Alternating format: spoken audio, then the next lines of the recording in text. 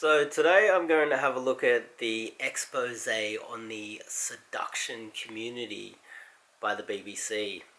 I'm going to have a look at the video. I'm going to make my comments step by step through their expose. And but before we get into it, make sure you click the subscribe button. And let's just have a look at the guy. His name's Miles. He's a journalist. Usually he looks worse than this, clearly. He's got an unironed shirt, his collar looks awful, he's got messy hair, he's got jagged yellow teeth, I bet he has bad breath. He gives off a little bit of a vibe that he might be gay. You can't really change the big ears and the nerdy voice, but you could probably feature it, you could probably do something about that. He's clearly weak-minded. There's no cuts on his eyebrows, which means that he's never been in any sort of a brawl. He's probably never played rugby before. Dare say by the looks of him, he's always worked in an office. I bet he doesn't have any calluses on his hands. Probably never even been to the gym. And he's got some sort of a social anxiety. I doubt he's ever been hit in the face, or he's not a real man, let's just put it that way. But let's get on with the video.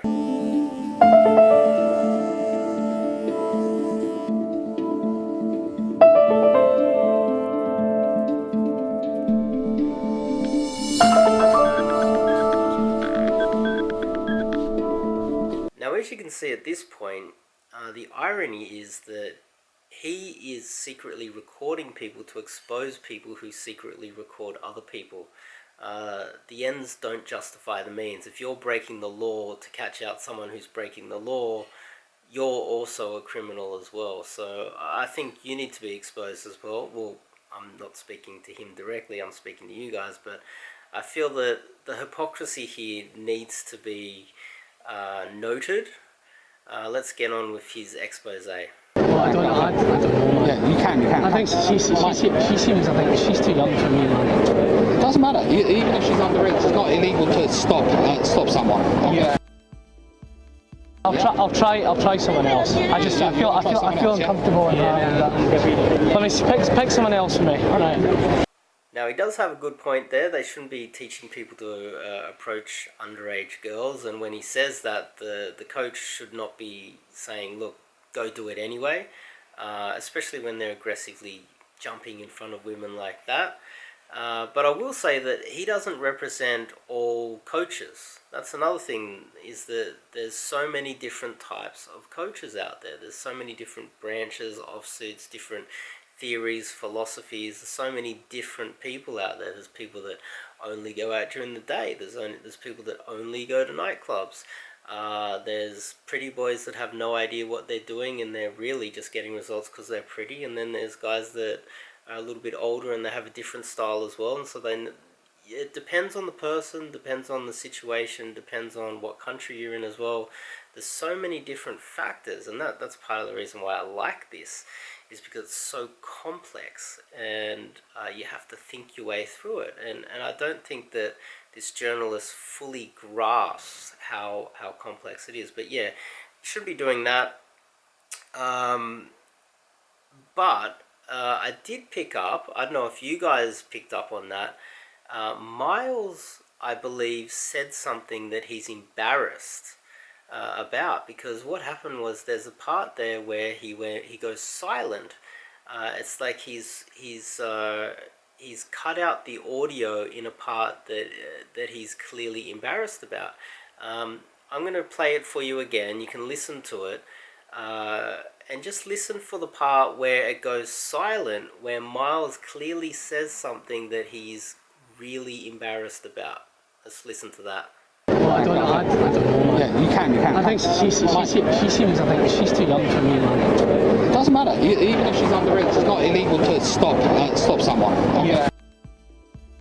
I'll try someone else. I feel uncomfortable in that. My sister, cousins, that if they were to bump into these guys, would they be using that on them? Now, this is a point that I'd like to make, is that when you got these male feminist style guys like this journalist, women are less likely to tell them what they really get up to. And I dare say that Miles's sister and cousins, who he believes wouldn't want to be approached by guys, I dare say Miles's sister and cousin have been drunk, gone out to a nightclub, especially in Britain. British women, oh my goodness, British women are some of the, craziest in the world. No doubt most get loose, have a few drinks, hit the nightclub, go home with some dude on a regular basis. And I dare say that this is all in Miles, the journalist's head, because he's a male feminist. I dare say if he knows what his sister and his cousins really get up to, he would be absolutely shocked. And that's why his sisters and his cousins never tell him what they really get up to, because they're fearful that Miles is going to judge them. That's just my take on it. Not all women go out and get loose, but I dare say 90 or a higher percent do. And if you don't know about it, it's because they're not telling you and they're keeping it from you because you're one of those male feminists that's going to judge them. Let's continue. I'm Miles, nice to meet you. Miles. Michael? Yeah. Miles. I know. I was just like, it's a good nickname, but it's not a very good one for an opener, She is made it? you feel like a kid again, right? My stomach just seemed to drop. I was thinking, right, what am I going to say now that they know I've got my name wrong? I'm in a conversation with someone else, so while having that conversation I was having to think of what my excuse is going to be. Now this is more of a representation of Miles's personality. He crumbles under pressure. He can't handle even the slightest bit of pressure. Is this the type of guy you'd want to go to war with? No, he'd let you down and you'd die. Is this the type of guy that you'd want on your rugby team? Hell no. He'd let you down and you'd die.